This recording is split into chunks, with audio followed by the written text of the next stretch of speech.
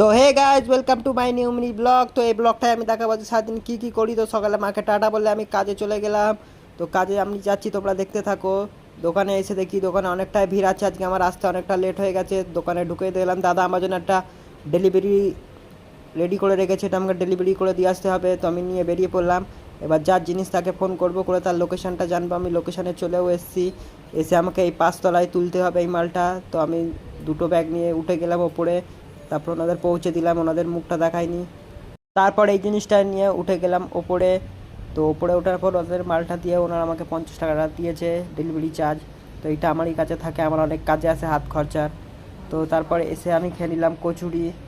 কচুরি খেয়ে এসে আবার আমি একটা বিল পেলাম, এই বিলটা আমাকে একা রেডি করতে হবে। তো আমি ঝপ ঝপ করে রেডি করে দিলাম, যার পাশে বলছিল একটু তাড়াতাড়ি করবে। তো রেডি করার পর আবার দোকানটা একটু গুছিয়ে গেছে নিলাম। তারপর আর একটা ডেলিভারি পেয়ে গেলাম অর্ডার। তো আমি সেটাও ডেলিভারি করে এসে দুপুর হয়ে গেছে, সব জিনিস গুছিয়ে নিলাম। আর আজকে 2 তারিখ, আমার মাইনের টাইম। তো আমি আজকে মাইনে পেয়ে গেলাম, এই টাকাটা পুরোটাই ঘরে দিতে হবে, আমার কাছে থাকবে না বেকার দেখানো।